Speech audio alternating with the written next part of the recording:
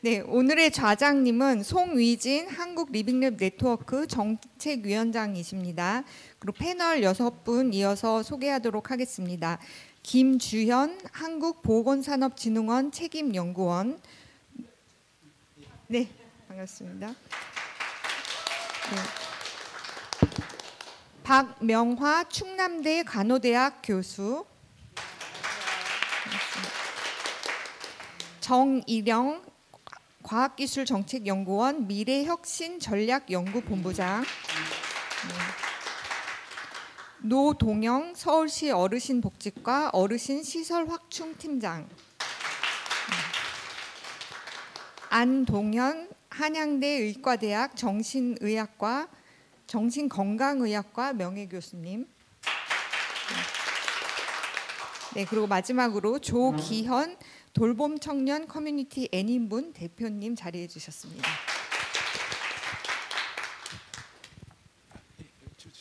예, 그러면 제가 마이크를 받겠습니다.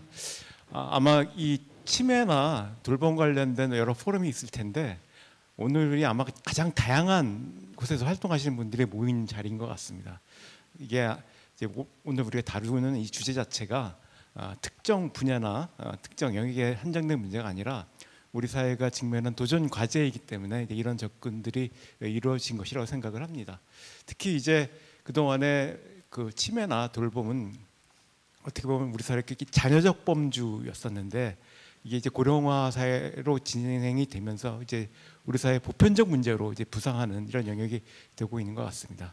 그리고 이제 이런 문제를 그동안에는 이제 그 서비스나 뭐 치료나 돌봄을 공급하는 공급자 중심의 접근들이 이루어져 왔는데 이제 리빙랩이라는 개념 그리고 코크리에이션이라는 개념을 통해 가지고 당사자 입장 그리고 당사자 가족의 입장에서 이 문제를 접근하는 이런 흐름들이 생겨나기 시작을 했고 그게 결국에는 다양한 주체들이 모이는 일정한 형태의 플랫폼, 융합적 접근들이 필요한 것 같습니다. 발표에서 나왔지만은 그 기술과 사회혁신의 결합 그리고 치료와 돌봄의 결합, 또 공학과 의학의 결합, 다양한 분야의 융합이 이루어지는 이런 영역들의 활동으로서 이제 이 논의들이 이루어지고 있습니다. 그래서 오늘은 토론자 분들도 각 영역에서 다양하게 활동하시는 분들이 모였습니다. 그래서 그 각 토론자들께서 말씀을 해주실 때는 내가 어느 영역에 있고 이런 일들을 하고 있는데 나는 이런 관점에서 이걸 보고 싶다 이런 말씀을 해주시면 될 것 같습니다. 그래서 토론 순서는 기억, 니은, 디귿 순으로 돼서 우선은 김주현 책임연구원님부터 시작을 하도록 하겠습니다. 네, 안녕하세요. 한국보건산업진흥원의 연구개발혁신본부에서 근무하고 있는 김주현이라고 합니다. 네, 다시 한번. 오늘 먼저 이제 이렇게 좋은 포럼에 연말에 참석도 할 수 있고 토론에 또 이렇게 얘기를 할 수 있게 초청을 해주셔서 너무 감사드리고요.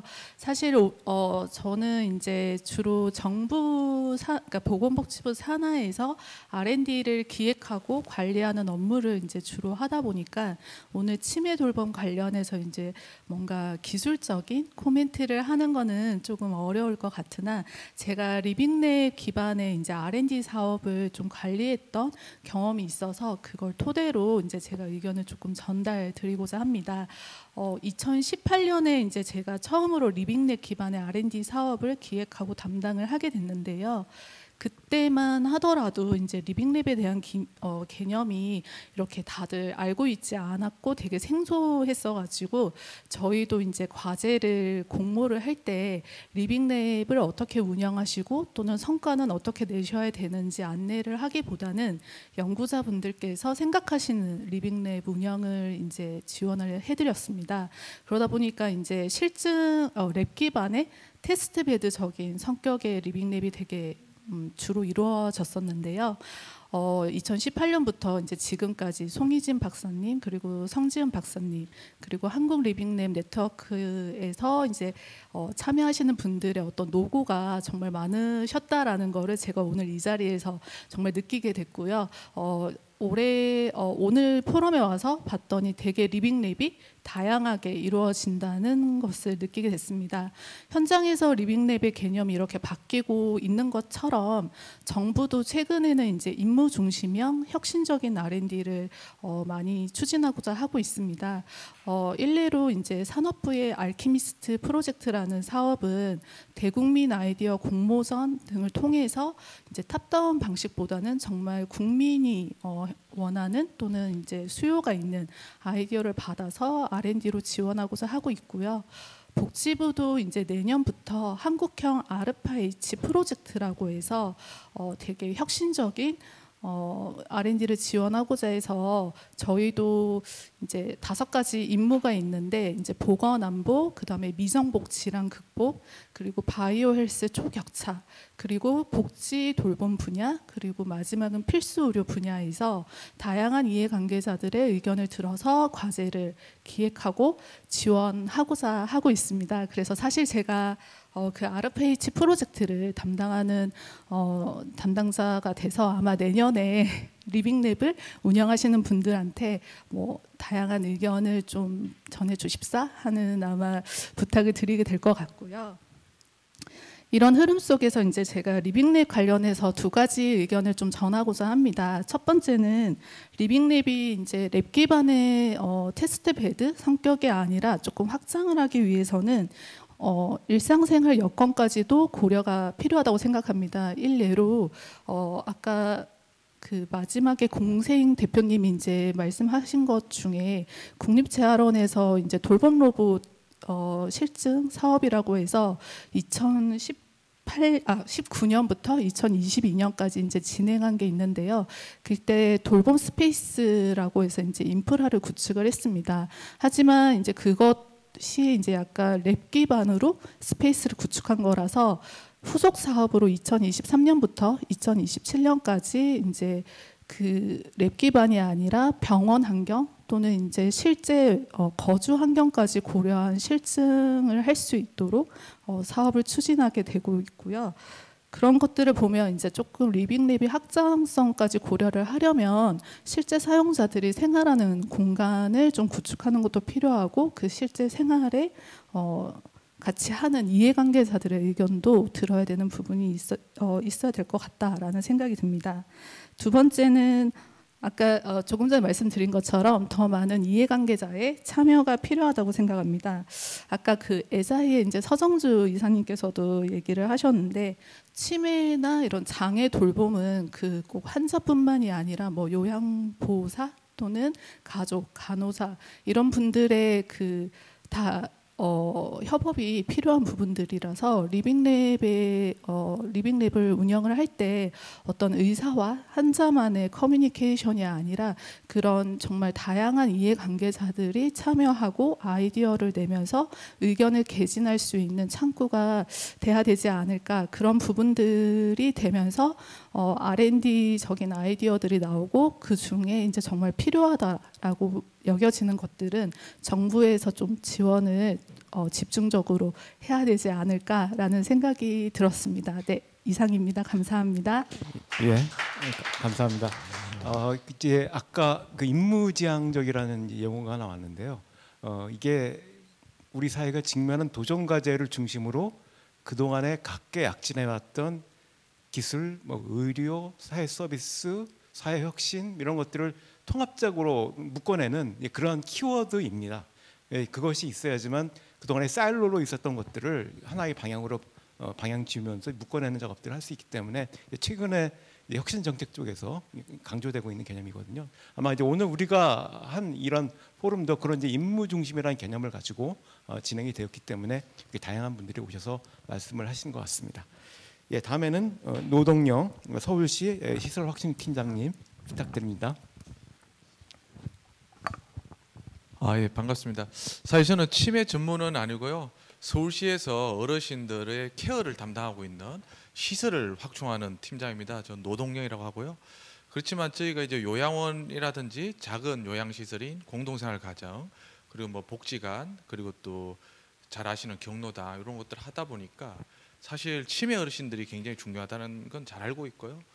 그래서 저희 어르신과 입장에서도 작년도에 우리 성지연 스님 연구원님 모시고 한번 리빙랩에 대해서 한번 저희 실장님 주재하에 한번 TFT도 가졌었습니다. 그래서 오늘 이 자리는 빛을 갖고자 사실 나왔습니다.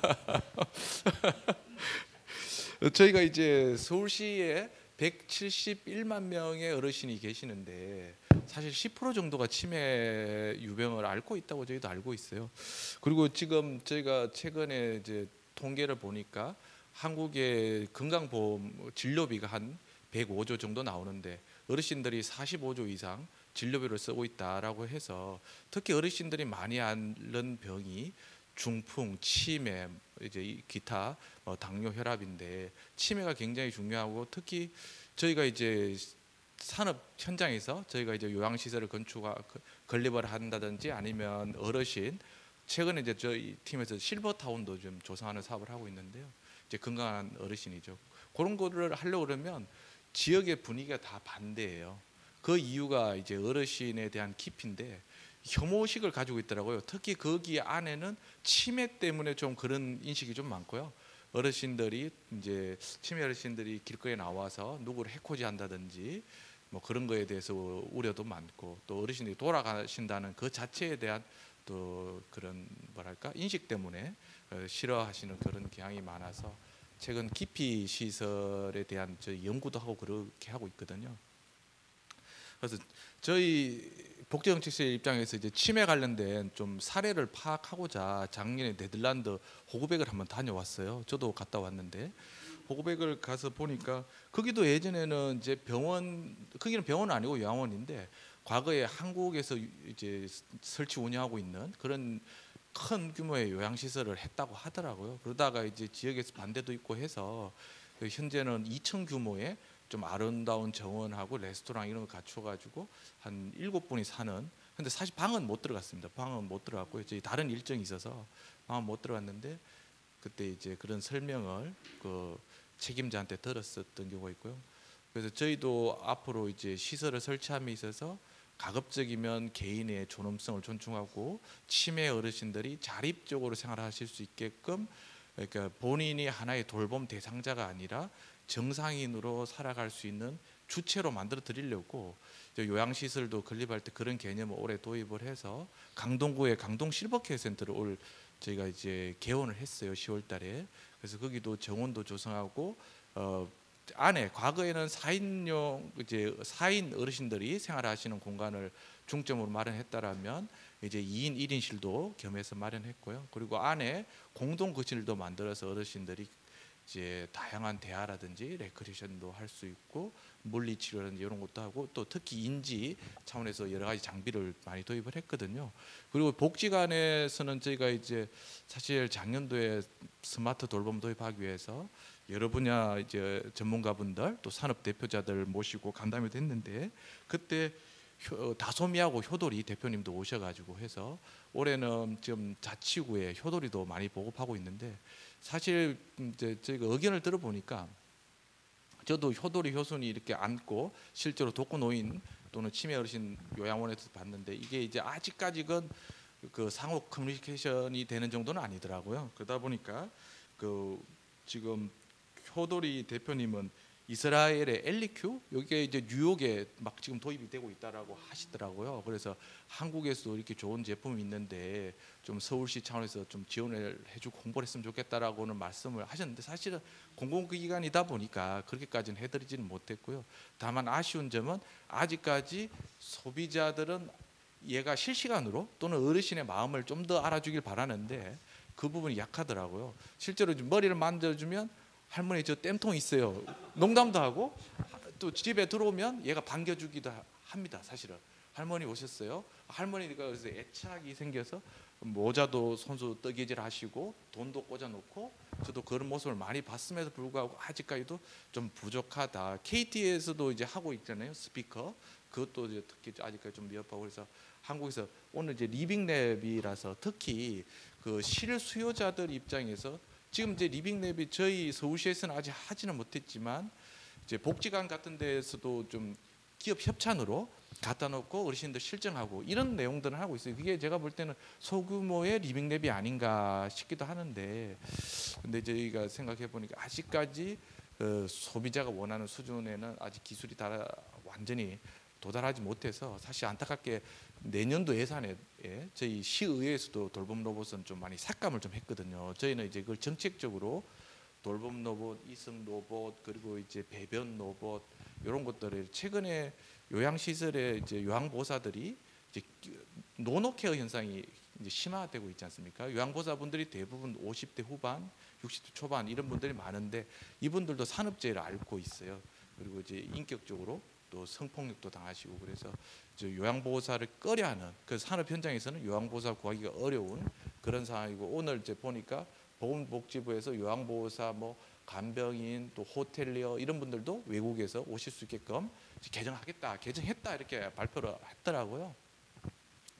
그래서 이제 리빙랩 같은 것들을 좀 더 우리 실제 현장에서 저희 같은 경우에 요양원, 재가센터, 복지관, 경로당 그리고 뭐 소규모 공동생활가정 이게 많이 있거든요. 거기도 저희도 보급하고는 있지만 저희 서울시에서 하는 부분은 아직까지도 여력이 좀 재정적인 여력도 그렇고 사회적으로도 아직까지 거기에 대해서 실효성에 대해서 확연하게 이렇게 드러난 게 없다 보니까 앞으로 좀 보건복지부라든지 여러 가지 기관 오늘 다 뭐 이렇게 오신 것 같은데요. 좀 더 많이 해주시면 실정을 해주시면 더 좋을 것 같고, 특히 올해 저희가 스마트 경로당을 또 만들었어요. 양천구의 신원 경로당에. 그래서 거기에는 이제 건강 체크부터 해서 어르신들이 또 치매에 그 뭐랄까 원예 치료가 되게 효과가 있다 해서 네덜란드에서는 동물 치료 원예 치료를 많이 하고 있잖아요. 그래서 저희는 이제 새삼 인삼 그 기르는 그런 것도 하고 있고, 그리고 이제 보건소랑 연계해서 같이 어르신들 혈당 체크해서 건강 위험 신호가 되면 보건소에서 건강 검진을 받게끔 이렇게 치료도 해드리고 있고, 또 저희 과는 아니지만 건강 쪽에서는 안심 또 치매 안심 센터를 25개 구에 하나씩 운영하고 있고, 광역센터도 운영해서 치매 기억센터라든지 어르신들이 이제 치매 전초 현상부터 해서 걸린 사람 또는 가족을 위한 휴가 지원 여러 가지 사업을 하고 있는 것으로 알고 있는데, 앞으로 오늘 이와 같은 이제 리빙랩이 실질적으로 현장에서는 아직까지 사실은 이게 좀 거기 좀 있거든요. 저희 어르신과에서 막 TFT도 하고 예산도 투입하고 실제로 보급도 하고는 있지만 의회 가면 실정이 뭐가 됐느냐, 효과가 있냐 이렇게 해서 예산이 전액 삭감된다든지 좀 그런 게 많으니까, 여기 전문가분들이 오늘 다 오셨고 또 제가 보니까 일본에서도 또 기업에서도 오셨더라고요. 또 치매 전문으로.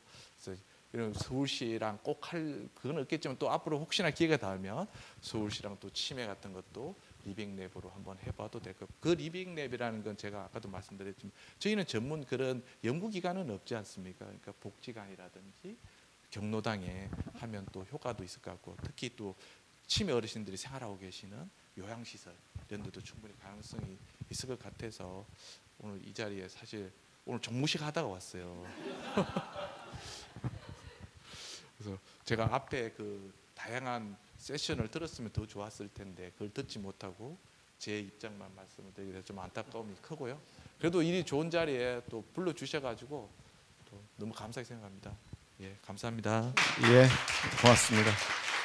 하여튼 최근에 이제 그 노인들 시설 그리고 그 기기와 관련해서 여러 가지 시도들이 이루어지고 있고, 스마트라는 이제 명목으로 다양한 기기들이 들어가고 있는데 여전히 이제 좀 당사자 중심적이지는 않은 것 같아요. 그래서 여러 문제들이 발생을 하고 있습니다. 선전으로는 뭐 잘 되고 있다고 얘기를 하지만은 여러 가지 문제들이 있어서 좀 더 이제 좀 체계적이고 깊이 있는 리빙랩적인 접근들이 지금 굉장히 필요한 시점입니다. 특히 연구자들 같은 경우도 그런 것들을 좀 진지하게 접근하면서 그냥 한번 했다가 아니라 이후에 그런 것들이 반영이 돼가지고 좀 더 진짜 사용자 친화적인 그런 프로그램들이 개발이 되는 그런 계기들이 좀 마련되었으면 하는 바람이 있습니다. 어떤 면에서 봤을 때 좀 위험스러운 부분들도 있어요. 야, 이렇게 하다 실패하면 그 다음엔 이거 못할 텐데 이런 느낌도 좀 있어가지고 지금 우리가 좀 좋기는 하지만은 좀 정신을 바짝 차리고 접근해야 될 시기가 아닌가 생각을 합니다. 예, 다음에는 박명아 교수님, 예, 부탁드립니다. 네, 안녕하세요. 저는 충남대학교의 간호대학의 박명아입니다. 아마 제가 치매와 관련해서는 우리나라에서 한 20년 2004년부터 치매 환자 가족들을 만났기 때문에 꽤 오랫동안 이제 산전수전을 겪은 사람인 것 같습니다. 그래서 그 경험들도 좀 같이 말씀드리기 전에 제가 한 의료윤리학자 분이세요. 스티븐 포스트라고 하시는 분이 하신 말씀이 오늘 돌봄 리빙랩 정말 적합한 어떤 말인 것 같아서 한번 읽어보려고 합니다. 그래서 이분이 어떤 말씀을 하셨냐 하면 현대 사회는 고도의 인지 기능을 요구하는 문화를 가지고 있다. 이러한 문화에서는 치매는 두렵고 부정적인 것으로 각인되어 있다.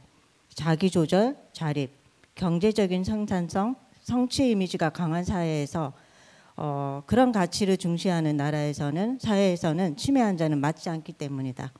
이러한 사회는 인간의 감정적, 관계적, 미학적, 정신적 측면의 중요성을 경시하기 쉽다라고 얘기를 하고 있습니다. 그래서 우리가 왜 오늘의 주제의 어떤 화두에서도 치매가 난제라는 말이 나왔잖아요. 근데 치매 대상자가 난제일까? 우리가 난제일까? 그런 생각을 해봅니다. 그분들은 사실은 문제가 없는데 우리가 그들을 바라보는 시각이나 그분들에게 접근하는 방식이 난제이지 않을까. 그래서 그것을 풀어가는 게 리빙랩의 또 한 축이어야 된다. 이제 이런 생각을 이분의 말씀을 다시 한번 이제 되새기면서 들게 되었고요. 우리가 너무 뭐 아니면 도의 관점에서 정상 아니면 치매, 정상 아니면 경도인지 장애, 이제 이런 경계선이 너무 명확하지 않은가? 그냥 좀 이렇게 인지 기능이 몇 점이다. 그래서 나는 한 5점은 올릴 수 있는 또 그런 가능성을 좀 갖고 접근을 했으면 좋겠다. 이런 생각들을 오늘 다시 한번 또 해보게 됩니다. 그래서 첫 번째 이제 성지은 박사님께서 얘기하신 것 중에 제가 이렇게 말씀드리고 싶었던 부분 중에 로컬랩이라는 말씀을 하셔서 그렇다면 리빙랩에서의 로컬랩은 어디까지 어떤 곳에서 구현되어야 될까라고 생각했을 때 저는 좀 이렇게 사회나 지역사 이렇게 큰 바운더리에서도 리빙랩이 구현되지만 가정에서 좀 구현이 되었으면 좋겠다라는 생각했습니다. 대상자들이 사실은 치매 어르신들이나 우리 뭐 70대 80대 되는 고령자들이 집안 환경이 굉장히 중요하거든요. 근데 만약에 리빙랩이 지역사회의 어떤 더 넓은 공간에서만 구현이 된다면 본인이 살고 있는 그런 공간에서 리빙랩은 굉장히 어려운 것 같아요. 그래서 각자의 생활 공간에서 어떻게 리빙랩이 구현될 수 있을지를 좀 생각해 봤으면 좋겠다라는 생각이 들었고요. 또 한 가지 오늘 많은 리빙랩들을 실험하시고 구현하신 공간들이 공통점이 있어요. 무엇이 공통점이냐 하면 많이 교육받으신 고령자, 그리고 경제적인 능력이 있는 고령자, 서울에 사시는 고령자, 이런 분들, 그리고 도시에 사시는 고령자 분들에게만 테스트되지 않았나 이런 생각이 듭니다. 왜냐하면 제가 이번 여름에 8월, 9월 굉장히 치열한 여름을 보냈는데 57개 농촌 지역 마을을 다녀왔어요. 뭐 때문에 다녀왔냐면 그곳에 계신 어르신들의 포괄적인 건강 평가를 하기 위해서 57개 마을을 이제 돌았는데 그 마을을 갔더니 이미 미래 사회더라고요. 왜냐하면 고령자가 45%, 50%, 심지어 어떤 마을은 70세 미만은 한 분도 안 계세요. 그렇다면 이미 치매도 그곳에서는 인지기능 장애가 거의 50%, 뭐 40%에 달하고 있거든. 근데 그 공간에서는 리빙랩이 얘기되지 않고 접근성이 떨어진다면 과연 로컬랩이라고 할 수 있을까? 그래서 우리의 리빙랩의 접근성 확대성을 좀 넓혀 주셨으면 좋겠다. 너무 당부드리고 싶은 그런 영역들입니다. 그래서 농촌 지역에서 정말 고립되어 있는 고령자들, 그리고 고령자들만 살고 계시는 마을에서 리빙랩을 어떻게 구현할 것인가, 이미 미래 사회를 살고 있는 그분들에게 우리가 어떻게 전달할 수 있을 것인가를 좀 심각하게 한번 고민해 주셨으면 좋겠다. 이렇게 부탁드리면서 마무리하겠습니다. 감사합니다. 예, 감사합니다. 이 현장에서 느끼신 점을 생생하게 전달해 주셨습니다. 지금 대한노인학회 회장님이시죠? 한국노인간호학회. 예. 나중에 좀 필요하시면 연락 주시면 아마 다양한 경험들을 말씀해 주실 겁니다. 리빙랩 기획할 때에도 많은 정보를 주실 것 같습니다. 예, 다음에는 안동현 한양대학교 정신교학과 교수님 부탁드립니다. 예, 제가 보니까 아마 청년퇴임하고 지금 4년째인데 아마 고령화와 치매에 제일 가깝게 가 있는 사람이 아닌가 싶습니다.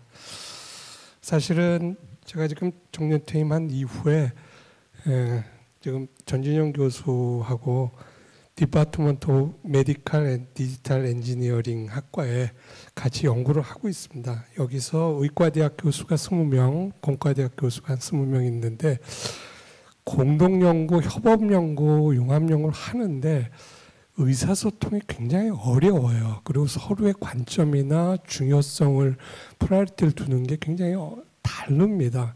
그래서 제가 지금 거강꾼 노릇, 통역사 노릇을 하고 있습니다. 그래서 양쪽에서 무엇을 필요로 하는지 아마 리빙랩이 아마 현장과 연구 현장 또는 이제 공급자 위주에서 아마 그런 통역 역할, 거강꾼 역할, 서로의 관점이 뭔가를 찾아내는 역할 아마 그게 굉장히 중요하지 않는가 하는 생각을 하고요. 처음에는 그냥 정년퇴임하고 뭘 할까 그러다가 그냥 들어와서 같이 좀 일을 좀 몇 년째 하고 있는데 통역사 거강꾼 역할이 굉장히 중요하다는 걸 새삼 느끼고 있습니다. 사실은 이제 고령화 사회 하면서 제가 느끼는 것 중에 하나가 일본하고 한국하고 자살 패턴이 자살률이라든지 자살 패턴이 거의 비슷하게 갑니다. 근데 결정적으로 차이 나는 게 65세 이상 노인 자살률이 일본은 65세가 되면 노인 자살률이 급격히 떨어집니다. 우리나라는 WHO의 자살 통계 그래프를 그릴 때 이거는 한국 노인 자살률이 워낙 높기 때문에 Y축을 새로 그립니다라고 친절한 설명이 있을 정도로 굉장히 급격하게 높아지는데 그게 65세에서 급격하게 높아집니다.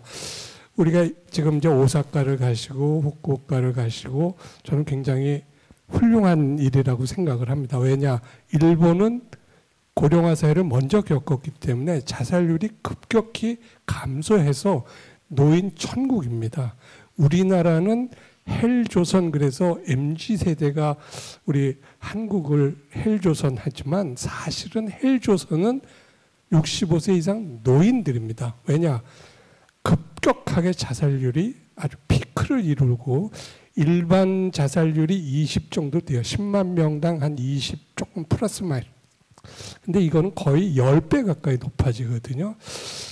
그런 면에 있어서 이게 왜 이럴까? 그 차이가 뭘까? 결국은 그 노인들 또 치매를 포함한 이런 고령화 사회의 대처가 정말 실질적으로 잘 돼 있는 대표적인 예 중에 하나가 저희 이제 동료 중에 한 분이 아버님을 모신다고 집을 새로 지으면서 안방 침대에서 천장에다 레일을 달아가지고 문을 열면 목욕탕으로 침대에서 거동이 안 되더라도 바로 목욕탕 텁으로 들어갈 수 있게끔 아까 이제 요양보호사가 옮기느라고 다 허리가 휘는데 침대 밑에다가 우리 지게차 넣듯이 이렇게 넣어가지고 그냥 이렇게 침대를 들으면 침대가 드는 거 아니죠. 요를 드는 거죠. 요를 들으면 그 레일을 타고 바로 텁으로 그냥 내려가서 거기서 목욕을 하고 그대로 몸을 씻고 난 다음에 다시 침대로 올 수 있게끔 이런 거를 한 15년 전에 집을 지으면서 구상을 했습니다. 그리고 문턱이 하나도 없고요. 그런 것들이 우리나라에서 실제로 제가 거의 본 적이 없습니다. 그런 것들이 일본에 굉장히 잘 돼 있기 때문에 그런 걸 보고 오시는 거 좋고요. 제가 치매 노인들이 있는 가족들하고 상담할 때 제가 꼭 두 가지를 얘기합니다. 하나는 집에 가스 차단기를 설치했는지, 지금 가스 쓰시는 분들 보면 가스 차단기가 있거든요. 타이머를 정해주면 20분, 30분 조정해 놓으면 저절로 꺼집니다. 근데 치매가 되면 기억력이 떨어지기 때문에 불 켜놓은 걸 모르기 때문에 화재 일어나는 게 굉장히 높거든요. 그런 아주 간단한 거지만 실제로 그런 얘기를 했을 때 알아듣지를 잘 못합니다. 이게 왜 필요하죠? 이게 뭐죠? 이런 게 이제 리빙랩의 하나의 그 우리가 그 정말 니즈를 정말 현장에서 발굴할 수 있는 그런 기능을 할 수 있지 않을까 하는 생각을 합니다. 제가 아까 이제 그 이런 현장들이 점점 중요해지는 이유가 지난번에 의용생체공학과에서 키노트 스피치를 하는 서울공대 교수분이 그런 얘기를 해요. 의공학과에서 굉장히 공대 교수들이 기술력을 가지고 아이디어를 가지고 연구를 시작해서 많은 연구 투자가 이루어졌지만 실제 성공해서 사업화로 되는 비율은 4%밖에 안 된다.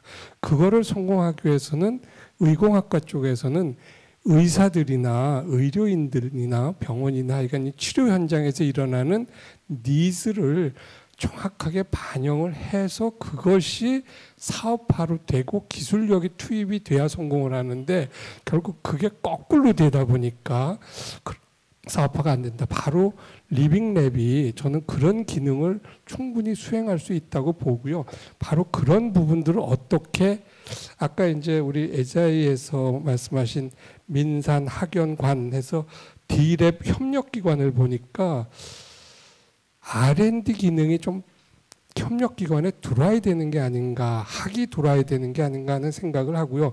그게 왜 그러냐 하면 저는 병원에도 있었고 연구도 했었고 또 정신보건센터를 제가 25년 동안 센터장을 하고 지역에서 했었는데 해보니까 지금 연구를 조금 더 깊이 있게 많이 하다 보니까 지역사회에 있는 현장에서 IRB를 받을 수가 없어요. 치매를 하려고 그러면 모든 샘플이 모든 대상자가 다 인체와 관련된 부분이고 인체 정보들을 얻기 때문에 100% 다 IRB를 통과해야 되는데 제가 공대 교수님들하고 일을 하다 보니까 공대 교수님들이 아까 우리 전진영 교수님도 기계만 대상으로 하고 데이터만 대상으로 하다 보니까 IRB라는 것 자체를 모르는 거예요.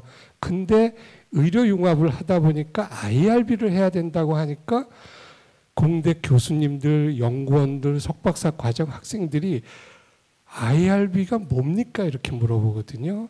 리빙랩에 있는 아마 지금 노원구 치매안심센터 노원구 자체가 R&D가 굉장히 활성화되어 있는 아주 특별한 특구긴 하지만 거기 계신 분들한테 IRB 교육을 받으세요. 그거 자격 서티피케이션 받으세요. 그거 하세요라고 했을 때 그거를 과연 willingly 기꺼이 하실까?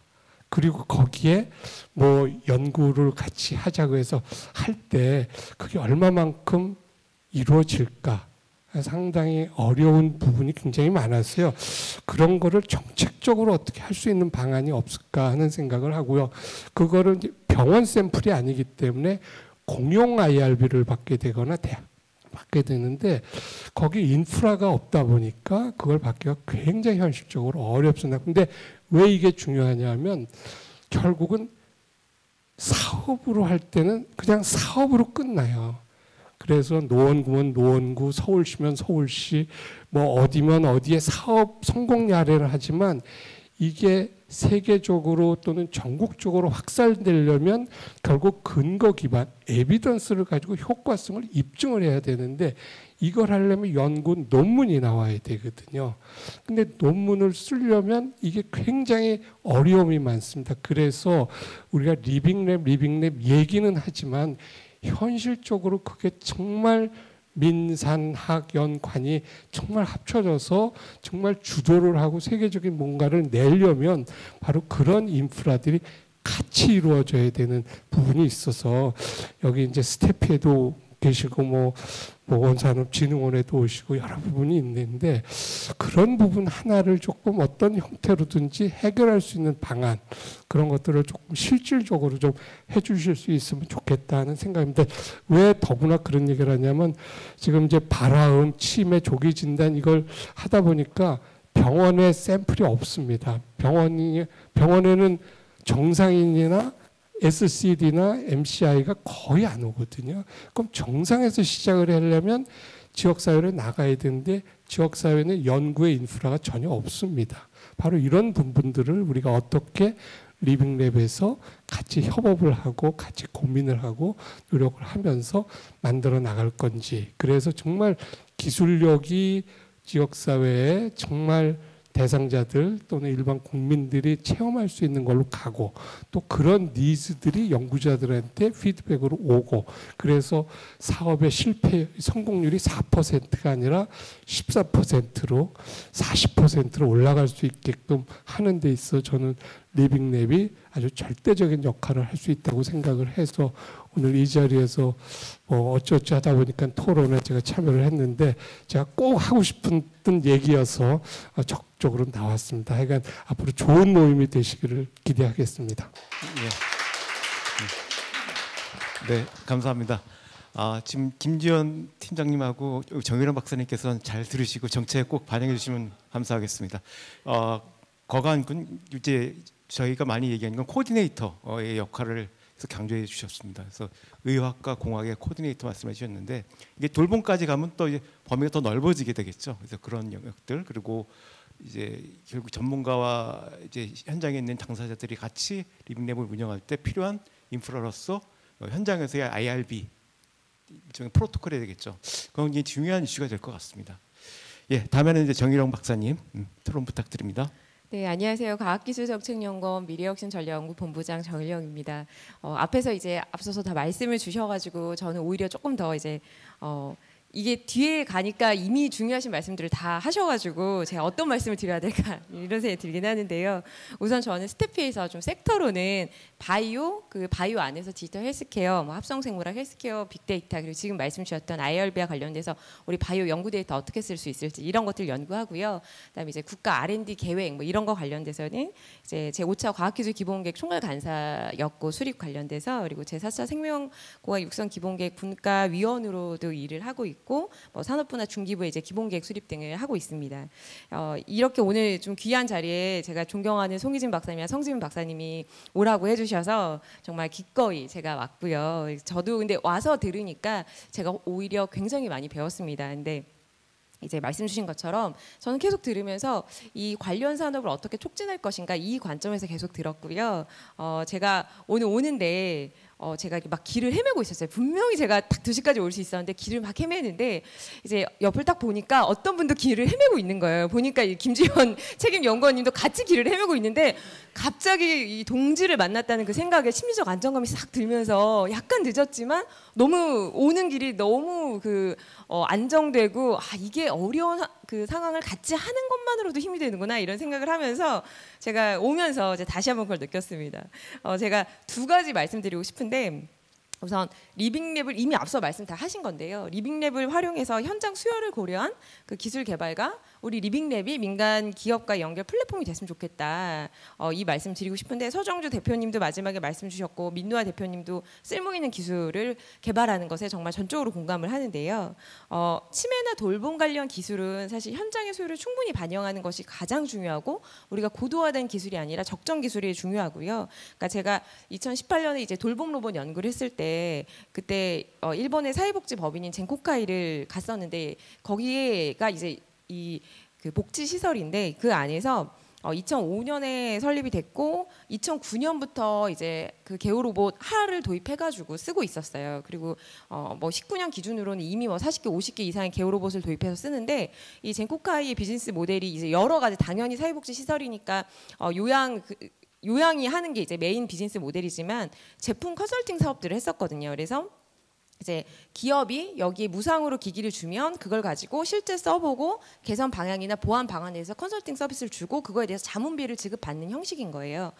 그래서 그때 이제 젠코카이가 한 100개쯤 들어오면 실제로 유용성은 한 20% 정도도 잘 되지 않는다. 실제 현장에서 써보면.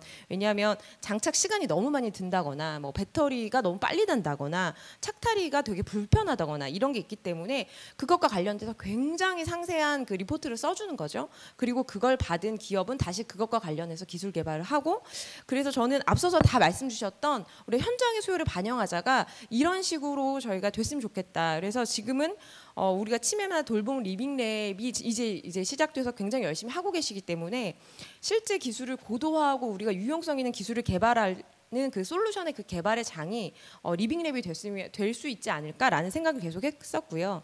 지금은 같이 모여서 치매 환자와의 공감을 가져가고 있고 그게 한 리빙랩 한 1.0이라면 한 리빙랩 2.0, 3.0에서는 이게 이 리빙랩 안에서 기술의 개발과 실증을 대고 여기가 테스트 베드가 될 수 있는 그것이 될 수 있지 않을까. 그렇게 되면 사실 리빙랩 안에서도 비즈니스 모델이 나오는 거이고 또 이거를 더 가면 여기서 스타트업이 나오는 거기 때문에 그 생각을 하나 했었고요. 두 번째는 우리가 리빙랩의 활동을 데이터로 축적해서 데이터 플랫폼을 구축했으면 좋겠다라는 것이었어요. 왜냐하면 이제 서정주 이사님도 이제 디카페 말씀 주시고 전준영 센터장님도 연구에서 얼마나 데이터가 중요한지 말씀을 주셨잖아요. 근데 저희가 그러니까 이제 치매 환자에 대해서 좀 데이터를 축적하는 거, 특히나 이제 교수님도 말씀 주셨지만 되게 초록이나 완전 그 앞단의 그 환자들에 대한 데이터가 굉장히 없단 말이에요. 근데 헬스케어 쪽에서는 답지가 문제지와 정답지 같이 필요하거든요. 그냥 환자분만 필요한 게 아니라 정상분도 필요하고 초록이 아주 초기 단계도 필요하기 때문에 지금은 이제 환자들의 감정, 이 암묵적 지식을 명시화하는 것에서 시작할 수 있지만 이렇게 시스템이 좀 안정되면 더 다양한 데이터, 생체 데이터 이런 것들도 모을 수 있고 그리고 저는 이제 앞서서 말씀 주셨던 것처럼 사실 우리가 어떤 활동을 했을 때 요 리빙랩에서 성공적일 수도 있죠. 그것도 데이터화되고 실패 사례가 있을 수도 있어요. 했는데 굉장히 뭐 참여율도 떨어지고 굉장히 좋지 않은 사실 그런 실패 사례도 네거티브 데이터가 있어야 되는 거거든요. 그래야 정부에서도 부처에서도 각 시에서도 사실 그 사업들을 평가할 수 있고 그게 꼭 우리가 평가해서 예산을 깎거나 어떻게 뭐 조정하는 것뿐만 아니라 더 나아가려면 사실 그 데이터가 있어야 되기 때문에 그 데이터를 모았으면 좋겠다는 생각이 들었고요. 이렇게 데이터를 모으면 평가를 넘어서서 사실 이제 계속 어떤 생각이 들었냐면 저희가 이제 저희가 헬스케어 쪽에서는 굉장히 많이 아시는 기업인데 미국의 Patients Like Me 같은 경우에는 미국의 가장 큰 환우회가 모여져 있는 그 스타트업이고 거기서 이제 환우들이 자기의 증상, 아픈 거, 고통 이런 감정들도 나누고 내가 복용하는 약이 어떤 건지도 나누고 거기에서 이제 그 많은 증상들을 나눈단 말이에요. 그걸 가지고 그 의료 정보를 플랫폼에 이제 자기가 이렇게 제공을 하면 그걸 가명 처리해서 그걸 필요한 기업에 Patient Like Me는 팔거든요. 근데 그 Patient Like Me의 비즈니스 모델 중에 또 하나는 그 임상시험과 연계해 주는 거예요. 굉장히 여기에는 많은 희귀질환자들이 있기 때문에 제약사들은 이 희귀질환자들 찾기가 굉장히 어렵거든요. 그래서 지금 이 임상시험과 연계되는 이 모델을 보면서 우리가 리빙랩이 지금에서 이제 안정되고 많은 여기가 활동들이 굉장히 이제 다변화된다면 국내에서도 특히나 디지털 치료기기, 우리 글로벌에서는 디지털 치료제라고 부르는데 디지털 치료제가 이제 저희가 뭐 1세대 약 이렇게 먹는 약, 뭐 2세대가 뭐 주사제 이러면 한 3세대가 디지털 치료제, 소프트웨어나 앱이나 VR, AR 이런 것들로 이제 저희가 행동 개선, 인지 효과 이런 것들을 보는 치료제인데 지금 1호, 2호는 이제 불면증을 치료하는 앱으로 출시가 이미 됐고 지금 치매 영역 관련돼서 한 4개 기업이 준비를 하고 있거든요. 그렇다고 하면 사실 저희가 이제 출시가 되더라도 계속 사후적으로 임상시험을 해보고 싶거든요. 그럴 때 우리 리빙랩이 굉장히 중요한 역할을 할 수 있지 않을까. 왜냐하면 여기 이 환우분들이 이 치매 환자분들이 계시기 때문에 이렇게 된다면 이 리빙랩이 여기에 연계된다면 실제 굉장히 주체적인 이 치료 기기를 만드는 데 주체적인 역할을 할 수 있을 거라고 생각이 들고요. 그래서 정리하면 리빙랩이 지속되려면 그러니까 우선 시스템화되고 지속 가능성을 확보해야 되는데 첫 번째는 좀 시스템 데이터를 축적해서 이 활동 사례나 저희가 이 데이터를 가지고 보여주는 것이 필요하고 두 번째는 리빙랩 운영 자체의 비즈니스 모델을 좀 개발하고 리빙랩을 통해서 또 나중에 스타트업이 나올 수 있는 테스트 베드가 될 수 있으면 정말 여기가 이 지속 가능성을 담보할 수 있고 그리고 이렇게 리빙랩이 다양해지면 막 스타트업도 나오고 굉장히 여기서 비즈니스 모델도 발굴되고 그러면 더 새롭고 더 도전적인 리빙랩을 해볼 수 있지 않을까 생각했습니다. 네, 이상입니다. 네, 감사합니다. 지금 이제 저희가 리빙랩을 얘기할 때 주로 리빙랩 프로젝트 얘기를 많이 했는데 또 다른 한쪽으로 이제 리빙랩 플랫폼 얘기를 합니다. 리빙랩 프로젝트들에서 얻어지는 데이터, 노하우, 암묵지들을 계속해서 거기서 축적하고 모으면서 그걸 가지고 컨설팅도 해주고 데이터 축적도 하고 창업까지 지원하는 이런 형태의 모델들을 이제 얘기를 하고는 있습니다만 아직은 이제 좀 요원한 상태죠. 근데 지금 이제 디랩 그리고 뭐 돌봄 리빙 네트워크 같은 경우 이제 그런 형태의 모습들을 지향은 하고 있습니다. 근데 아까 이제 교수님께서 말씀하셨듯이 그게 되려면은 이게 전문적들이 좀 더 강하게 또 붙어줘야 될 부분들이 있거든요. 근데 아직은 이제 이 의료계 그리고 과학기술계와 또 이 돌봄 또 시민사회 영역은 굉장히 강이 깊습니다. 그래서 같이 모여서 얘기를 하면 잘 얘기가 안 되는 상황이라서 이제 이런 것들을 좀 극복해 나가면은 좀 전에 말씀하신 그런 공간들이 열리지 않을까 생각을 합니다. 예, 다음에는 우리 조기현 아빠의 아빠가 되었다의 그 글을 쓰신 책을 쓰신 작가님 말씀 부탁드리겠습니다. 네, 안녕하세요. 조기현이라고 합니다. 네, 저 참 이야기 따라가는데 바빴어요. 비즈니스 모델 막 얘기하고 이러는데 이런 얘기를 하는구나 이러면서 따라가는데 바빴고, 저는 와서 계속 계속 생각했던 건 내가 여기서 할 수 있는 얘기는 뭘까? 어쨌든 우리가 돌봄 리빙랩을 중심으로 치매와 돌봄에 대해서 문제를 해결하는 수단으로서 리빙랩을 얘기할 때 내가 할 수 있는 이야기는 뭐지라는 고민을 계속 했던 것 같아요. 근데 간단하게 제 이야기 시작하면서 이렇게 이야기를 한번 이어가 볼게요. 저는 일단 12년 차예요. 12년 차 학생이에요 이러면 어울릴 것 같지만 12년 차 보호자입니다. 제가 20살 때 아버지가 쓰러졌고 지금 이제 12년째 보호자로 이제 둘이 살고 있어요. 한부모 가정이었고 유일한 보호자가 이게 저였기 때문에. 네, 그러면서 이제 겪었던 일들 중에 하나는 뭐랄까, 내가 돌봄을 10몇 년을 이렇게 했는데 7년째까지 제가 주변에 아무한테 말을 안 했거든요. 나 이것 때문에 개고생하고 있다고, 너무 힘들어 죽을 것 같다고 이거를 아무한테 얘기 안 했어요. 근데 그거를 이 청년들이 이 문제를 이렇게 겪고 있어라는 걸 알아들을 수가 없는 거예요. 세상이 말하면 효자네, 아유 효녀네 이렇게 하고 넘어가고, 이게 도대체 어떤 문제를 앓고 있어라고 한 번도 귀 기울이는 어른이 없었던 거죠. 저조차도 제가 겪는 이 막 공공기관 찾아가서 문전박대 당한 경험, 병원에서 막 모르는 설명 들으면서 막 사인했던 경험, 막 집안에서 어떻게 해야 될지 어쩔 줄 몰라가지고 막 새벽에 치매 증상 앞에서 쩔쩔맸던 경험, 이런 것들을 저조차 설명을 못했어요. 근데 뭔가 지역사회에서 뭔가 돌봄 리빙랩이 뭔가를 한다면 이런 경험들을 조금 더 공적인 차원으로 끌어올 수 있었으면 좋겠다. 사적인 차원에만 머무는 것이 아니라. 그래서 저는 이제 돌봄에 대한 이야기를 시작하면서 돌봄 청년 커뮤니티 N인분이라고 청소년기 청년기에 돌봄을 하고 있는 청소년 청년들을 모아서 뭐 정부 간담회도 진행하고 뭐 우리 프로그램도 진행하고 하고 있어요. 그래서 이런 이 돌봄을 논의할 때 청소년 청년들이 참여할 수 있는 그 장이 있었으면 좋겠다라는 생각을 하나 하는 거 한편 있었고요. 그리고 저는 선생님 이야기에 너무 공감이 많이 갔어요. 사실 우리가 코로나19 팬데믹 이후에 돌봄 사회 이야기 정말 많이 하는데, 그러면 돌봄 사회가 되려면 가장 중심이 돼야 되는 거는 뭘까? 저는 표준적인 인간상의 변화가 필요하다고 생각하거든요. 그러니까 계속 뭔가 아픈 사람, 그리고 노동시장에서 풀타임으로 근무할 수 없는 사람을 계속 배제하기 때문에 치매 당사자들 고립되고 무시되고, 그리고 돌봄하는 사람 다시 사회에 진입 못하거든요.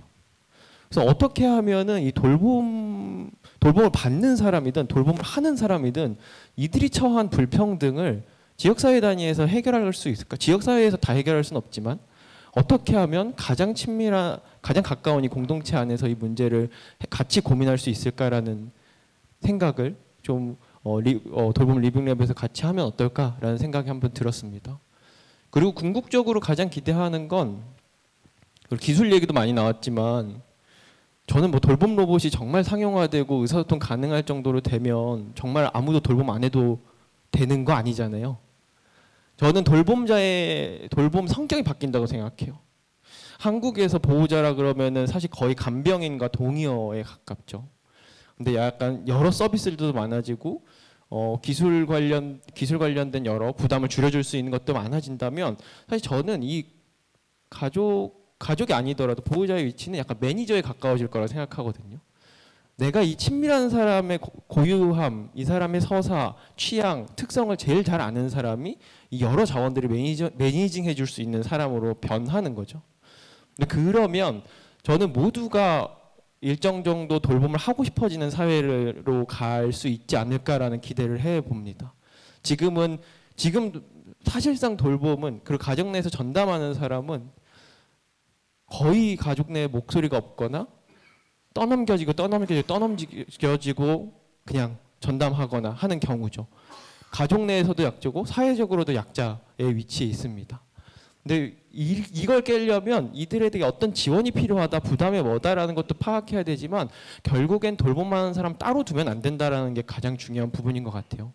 그래서 모두가 일정 정도 자기가 돌봄을 하고 가까운 사람이 아플 때 뭔가 돌봄에 기여하는 게 피해가 되지 않고 나한테 손해가 되지 않을 수 있는 사회를 어떻게 하면 돌봄 리빙랩 안에서 논의하고 고민할 수 있을까라는 생각이 좀 드는 것 같습니다. 그리고 저는 어쨌든 노원구 치매안심센터에서 하는 사업의 의미가 굉장히 크다고 느껴요. 그냥 저는 아버지가 굉장히 오랫동안 방문 요양을 계속 거절했어요. 근데 왜? 다 치매 어르신으로만 대하니까. 다 아무것도 못하는 사람처럼 대하고 하니까 아버지가 그래요. 막 그 방문요양 센터장님이나 상담 한번 갔다 오면 얼굴에 모멸감을 느끼고 있는 게 묻어나요. 그냥 내가 뭔가 할 수 있는 주체적인 사람을 하나도 인정하지 않는 그 분위기를 그냥 느낌으로 아는 거죠. 심장으로 아는 거죠. 적극적으로 기여하고 싶은 욕구를 어떻게 파악하냐면 최근에 이제 요양보호사분이 잘 매칭이 됐어요. 근데 요양보호사가 이제 몇 명 이렇게 계속 매칭이 안 됐던 걸 알고 와서 한참 아버지 보다가 하는 말이 아버님 저 일해야 되는데 먹고 살아야 되는데 이 집 오면 안 돼요? 이렇게 말해요. 근데 아버지가 그렇게 극구 부인하던 사람이 누군가의 노동권을 내가 보장해 준다고, 누군가의 생계를 보장해 준다고 우리 집에 와. 우리 집에 맨날 와. 뭐 오고 싶을 때마다 와. 이렇게 말하거든요. 그러니까 아버지 입장에서는 맨날 수혜자의 위치에만 갇혀 있고 무능한 사람이고 사회에 기여 안 하고 가치 생산도 안 하는 사람이라고 모두가 온몸으로 얘기하고 있었는데 그분 한 사람만 그냥 저를 위해서 좀 기여 좀 해주세요. 제공자가 돼주세요. 라고 이렇게 얘기한 거죠. 그래서 지금은 굉장히 저도 부담이 많이 줄었고 이제 관계가 좋아지는데 돌봄이라고 했을 때 이런 당사자 중심성이라고 할 때 그 사람의 고유한 욕구를 어떻게 존중해 줄 수 있는가? 어떻게 이 공동체가 아프더라도 치매가 있더라도 그렇게 성원으로서 인정할 수 있는가가 굉장히 중요하다고 생각이 들거든요. 그래서 좀 앞으로 그런 당사자 참여, 당사자 중심의 어떤 좀 관계 형성의 문제도 고민해 볼 수 있지 않을까 생각이 들었습니다. 네. 이 기술이나 서비스 하는 분들은 공급자의 관점에서 대부분 다 생각을 하죠.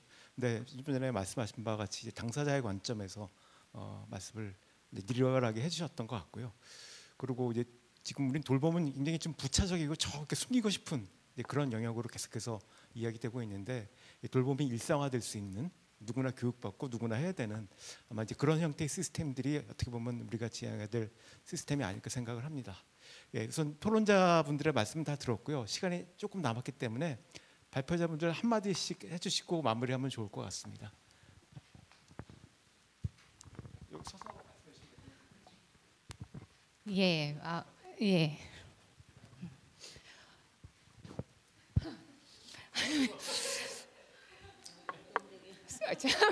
마지막에 말씀 주신 내용 때문에 제가 울고 있었는데 갑자기 발표자라고 하니까 그런데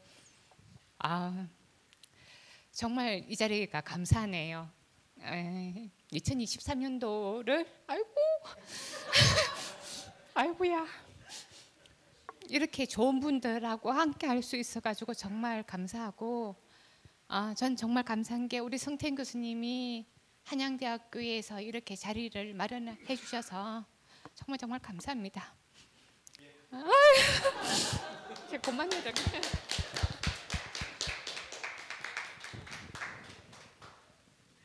저도 눈물이 날라오고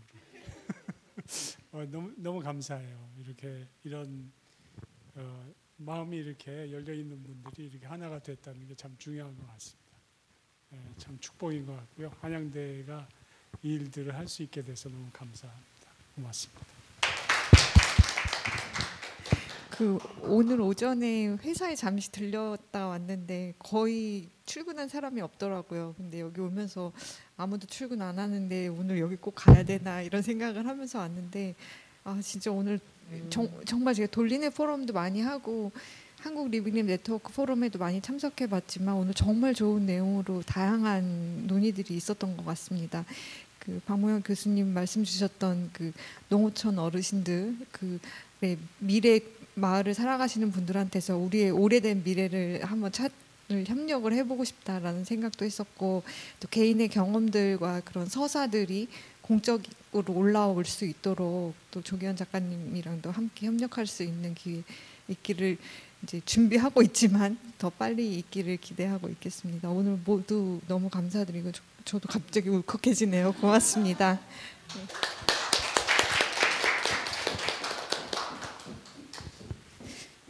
저희 참여했던 어르신 중에 한 분이 최근에 조금 더 악화가 되셔가지고 마지막 영상에서도 많이 못 보여드렸거든요. 그런 일을 맞이할 때마다 제가 하고 있는 방향이 맞는 건가?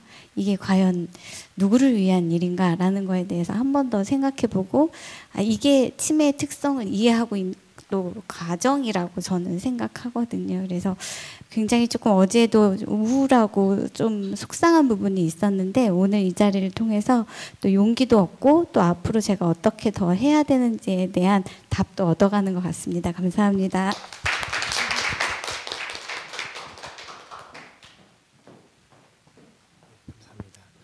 네, 오늘 좋은 말씀 너무 해주셔서 너무 감사하고 저도 많이 배웠고요. 그다음에 저도 되게 감동 많이 받았습니다. 사실상 치매라는 것이 사람이 태어나면은 아픈 건 당연한 거고 사람이 이렇게 태어나면 또 이렇게 돌아가시는 것도 자연스러운 건데 그거를 저희가 너무 안 좋게 우울하게 좀 부정적으로 생각했던 개념들이 이제는 저희가 좀 건강하게 받아들일 수 있다라는 그런 희망이 생겨가는 것 같아요. 그래서 그렇게 좀 또 교수님께서 말씀 먼저 해주셨고 또 이런 부분에서 연구개발이라든가 정책적으로도 많이 또 공감해 주시고 반영한다는 거에 굉장히 희망적인 2024년 준비해 볼 수 있지 않을까 생각이 들어서 너무 감사합니다. 새해 복 많이 받으세요. 감사합니다.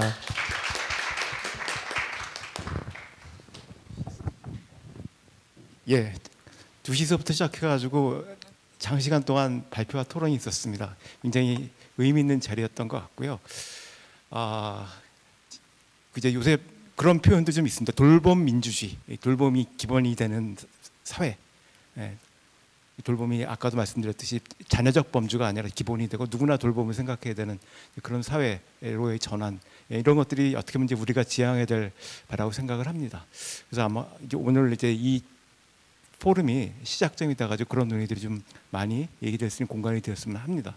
그리고 이제 오늘 이제 느끼셨겠지만 굉장히 다양한 분들이 오셨습니다. 각 영역에서 활동들을 하고 계시지만 그동안에 만나지 못했던 분들이 모여셔가지고 아마 다양성의 힘이 잘 발휘된 그런 계기인 것 같습니다. 그리고 공간이었고요. 근데 이제 이 다양성의 힘이 발휘되려면은 그것을 밑바탕에서 받쳐주는 어떤 공통의 어떤 것들이 있어야 되거든요. 그래서 이 포럼이 그런 공통의 기반을 마련해주는, 그래서 다양성이 발현될 수 있는, 그리고 그런 분들이 계속해서 모일 수 있는 그런 계기가 되었으면 합니다. 예, 이상으로 포럼을 마치겠습니다. 감사합니다.